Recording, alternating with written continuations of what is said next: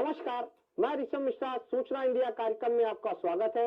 आज के इस कार्यक्रम में हम देखेंगे मुख्यमंत्री द्वारा उत्तर प्रदेश में किसान कल्याण मिशन का शुभारंभ, लखनऊ पुलिस कमिश्नर द्वारा किया गया पुलिस वस्त्र सेवा का उद्घाटन, लखनऊ की महापौर ने किया नेकी की दीवार का उद्घाटन, केजीएमयू की प्रोफेसर डॉक्टर शीतल वर्मा ने कोविड-19 के मुद्दे पर सूचना इंडिया से की खास बातचीत, डॉक्टर राम मनोहर लोहिया के डायरेक्टर अरुण कुमार सिंह को बनाया गया अटल यूनिवर्सिटी का वीसी, कैबिनेट मंत्री मुकुट बिहारी वर्मा ने कहा किसानों का सहयोग हमारी प्रथम प्राथमिकता।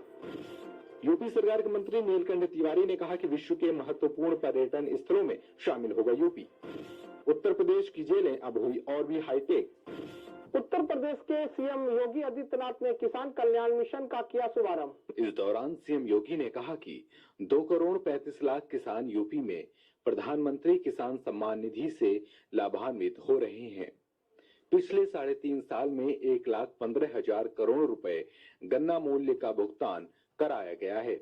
ये रकम जितनी बड़ी है, इतना तो बहुत सारे राज्यों का वार्षिक बजट नहीं होता है। आपको बता दें कि किसानों की आय बढ़ाने और किसानों को नई तकनीकी और सरकारी योजनाओं की जानकारी पहुंचाने के लिए प्रदेश में किसान कल्याण मिशन का आगाज किया गया है। यह कार्यक्रम प्रदेश के सभी 824 विकास खंडों में 6 जनवरी से 21 जनवरी तक चलेगा। मुख्यमंत्री योगी आदित्यनाथ ने कहा कि आजादी के बाद अन्नदाता किसान राजनीतिक एजेंडे में शामिल हुआ है और ईमानदारी से किसानों के लिए अब शासन से नीतियां बनती हैं। किसान कल्याण मिशन के तहत कृषि आधारित गतिविधियां जैसे पशुपालन, बागवानी, गन्ना आदि कृषि आधारित उद्योग शामिल किए गए। प्रधानमंत्री किसान सम्मान निधि योजना के तहत आधार, नाम से संबंधित त्रुटियों व ओपन सोर्स से प्राप्त प्रार्थना पत्र के सत्यापन के लिए अलग से शिविर लगाए जाएंगे। इस मिशन के तहत राज्य की सभी विधानसभा सीटों को शामिल किया जाएगा। कृषि आधारित लघु एवं मध्यम उद्योगों के संबंध में कार्य योजना बनाई जाएगी। प्रत्येक विकास खंड में एफपीओ का गठन कर विस्तृत कार्य योजना बनाई जाएगी। एफपीओ के माध्यम से किसानों के कल्याण के लिए कई गतिविधियां शुरू की जाएंगी। किसान की लागत को कम करने और उत्पादकता को बढ़ाने में एक बहुत बड़ा कार्य इन नई तकनीक के माध्यम से आज देश के अंदर देखने को मिल रहा है। आजादी के बाद लागत का 1.5 गुना दाम किसान को मिले, न्यूनतम समर्थन मूल्य स्वामीनाथन कमेटी की रिपोर्ट के अनुरूप देने का कार्य भी प्रधानमंत्री मोदी जी ने दिया।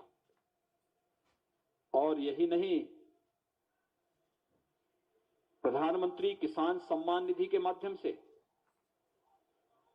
हर एक किसान को 6,000 रुपए सालाना देने का कार्य भी, यानी किसान भाइयों को सूदखोरों से, बिचौलियों से मुक्त करने के लिए उसे प्रधानमंत्री किसान सम्मान निधि से जोड़ने का कार्य भी प्रधानमंत्री मोदी जी ने किया।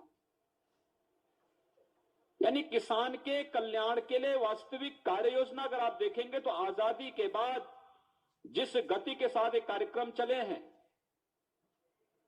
अगर पिछले 6 वर्षों के दौरान हुई प्रगति उन 70 वर्षों में भी हुई होती तो संभवतः इस देश में 2014 में प्रधानमंत्री मोदी जी को यह लक्ष्य निर्धारित करने के लिए नहीं मजबूर होना पड़ता कि 2022 तक हम किसान की आमदनी को दोगुना करेंगे। लखनऊ पुलिस कमिश्नर ने पुलिस वस्त्र सेवा केंद्र का किया फीता काटकर उद्घाटन। जेसीपी एलो नवीन अरोड़ा ने वस्त्र वितरण कर गरीब जनता को राहत पहुंचाने की पहल। डॉलीगंज कमिश्नर ऑफिस में बनाया गया मॉल, जहां गरीब बेसहारा जनता को 2 कपड़े और कंबल बांटे गए। जेसीपी एलो के मन में विचार आया कि पुलिस की तरफ से एक मॉल खोला जाए, जिससे गरीब की मदद पुलिस की तरफ से हो सके और नए और पुराने दोनों तरह के वस्त्र रखे गए हैं। जो जरूरतमंद हैं वो ले सके। पुलिस वस्त्र सेवा के नाम से यह मॉल रात के 12 बजे तक खुला रहेगा, ताकि लोग यहां आकर वस्त्र ले। जो भी अपने कपड़े दान करना चाहता है वो पुलिस वस्त्र सेवा केंद्र में ला सकता है। नवीन अरोड़ा ने गरीब बच्चों की शिक्षा के बारे में सोचा है, आगे इस पर भी विचार करेंगे। पुलिस द्वारा यह सराहनीय कार्य देखकर गरीब जनता के चेहरे पर आई मुस्कान। देखिए, हम कोई उपलब्धि नहीं मानते हैं, ये तो जनता की सेवा है और जनता की सेवा करने के ओर में कुछ हम लोग छोटा कदम उठाए हैं। और ये कदम भी केवल हमारा नहीं है, ये आम जनता, लखनऊ के नागरिकों, व्यापारियों के सहयोग से है। और अभी हम केंद्रीकृत करना चाह रहे हैं, थानों में नहीं खोलना चाह रहे हैं। पहले इसकी सफलता देखना चाहते हैं, लोग कितना आते लेने के लिए। फिर ये भी देखना चाहते हैं कि हमारे कितने दानकर्ता हैं। दानकर्ता दोनों तरह के हैं, जो नए हमें कपड़े मिल रहे हैं, दूसरे दानकर्ता वो हैं जो पुराने कपड़े दे रहे हैं। तो हम लोग इसकी सफलता देखते हुए आगे कोई कदम उठाएंगे। लखनऊ मेयर संयुक्ता भाटिया ने किया नेकी की दीवार का उद्घाटन। महापौर की अपील, पार्षद हर वार्ड में बनाए नेकी की दीवार। माननीय महापौर श्रीमती संयुक्ता भाटिया, नगर आयुक्त अजय द्विवेदी एवं अपर नगर आयुक्त श्रीमती अर्चना द्विवेदी द्वारा नेकी की दीवार का उद्घाटन आलमबाग के श्रृंगार नगर चौराहे पर निरंकारी आश्रम के पास किया गया। यह नेकी की दीवार गरीबों और जरूरतमंदों की मदद हेतु नगर निगम द्वारा प्रारंभ की गई है, जिसका उद्देश्य है कि जो आपके पास अधिक है यहाँ छोड़ जाइए। जिन गरीब जरूरतमंदों को जरूरत है यहाँ से निःशुल्क ले जाएं।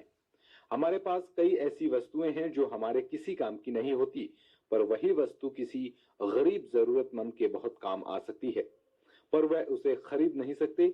इसीलिए इस नेकी की दीवार के माध्यम से कई सारी जरूरत की वस्तुएं जरूरतमंदों तक पहुंचा सकते हैं। नेकी की दीवार क्या है? नेकी की दीवार, इस बात करने के लिए मौजूद है नगर महापौर संयुक्ता भाटिया जी के पास में कि किस तरीके की नेकी की दीवार तैयार की है और कितनी करना बाकी है।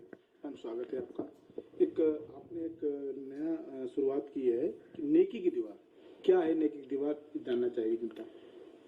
ये एक नगर निगम में पहली बार हम लोगों ने ये दीवार शुरू की है। इसमें हमारे घर में कुछ ऐसे सामान होते हैं जो हम कभी इस्तेमाल नहीं करते, लेकिन वो हमारे घर में पड़े रहते हैं।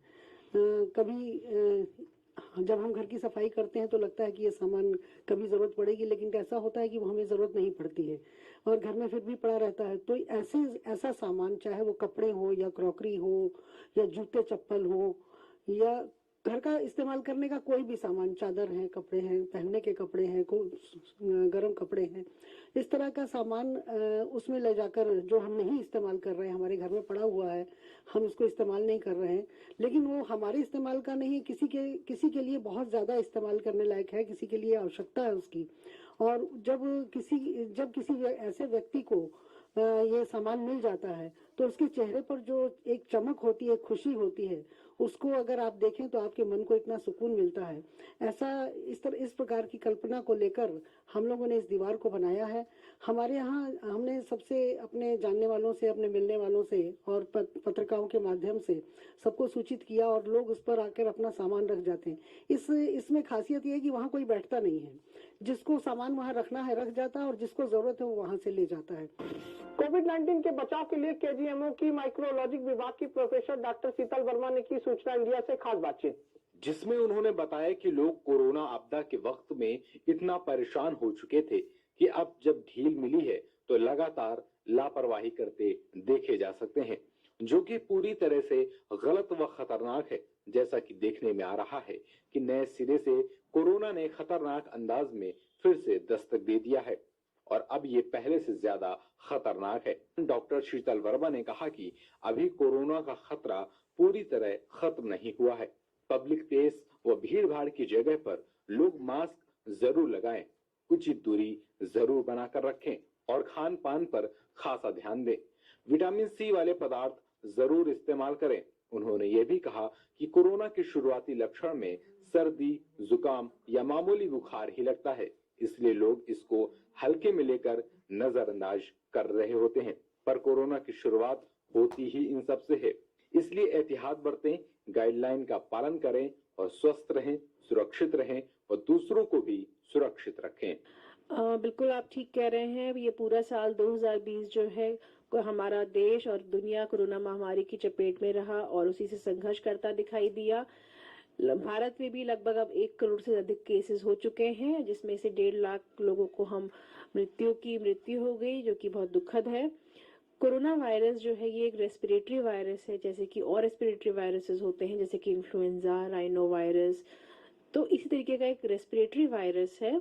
तो ये जो है ये आपके गले और नाक के में जो रेस्पिरेटरी एपिथेलियम ट्रैक्ट होता है उसमें कुछ रिसेप्टर्स होते हैं, जैसे कि उन्हीं पे जाके अटैक करता है, उन्हीं पे अटैच कर जाता है। उसके बाद ये हमारे रेस्पिरेटरी ट्रैक्ट इन्फेक्शन कॉज कराता है, जिसको कह सकते हैं अपने हमारे सांस के जो सिस्टम है नली और उसमें जाके प्रवेश करता है। उसके बाद ये वहीं पर लोकलाइज्ड इन्फेक्शन कराता है। उसके बाद हमारी जो लिम्फ नोड होती है वो भी बढ़ जाती हैं, और कभी कभी कुछ मरीजों में ये पूरे शरीर में फैल जाता है वायरस, और कई ऑर्गन्स को डैमेज कर देता है या उसको इन्फेक्शन, और ज्यादा अधिक से ज्यादा पेशेंट कभी कभी सेकेंडरी इन्फेक्शन हो जाता है जिसमें बैक्टीरियल इन्फेक्शन भी हो जाता है, और पेशेंट कई बार सेप्सिस भी हो जाता है जिसके कारण पेशेंट की मृत्यु भी हो जाती है। डॉक्टर राम मनोहर लोहिया के डायरेक्टर अरुण कुमार सिंह को बनाया गया अटल विश्वविद्यालय का वीसी।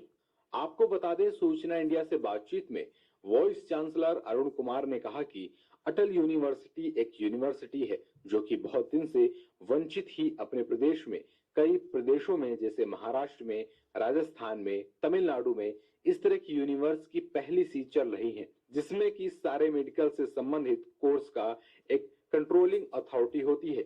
एक तरह का एग्जाम होता था, एक यूनिफॉर्म थी जिसमें हमारा एजुकेशन बेटर हो सके।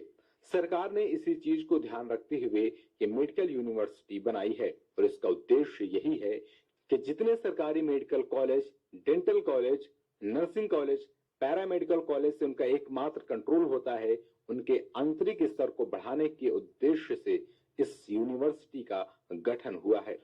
देखिए, अटल यूनिवर्सिटी एक यूनिवर्सिटी है जो कि बहुत दिन से वांछित थी अपने प्रदेश में। कई प्रदेशों में जैसे महाराष्ट्र में, राजस्थान में, तमिलनाडु में इस तरह की यूनिवर्सिटी पहले से चल रही है, जिसमें कि सारे मेडिकल से संबंधित कोर्सों का एक कंट्रोलिंग अथॉरिटी होती थी, एक तरह का एग्जाम होता था, एक यूनिफॉर्मिटी होती थी, जिसमें हमारा एजुकेशन बेटर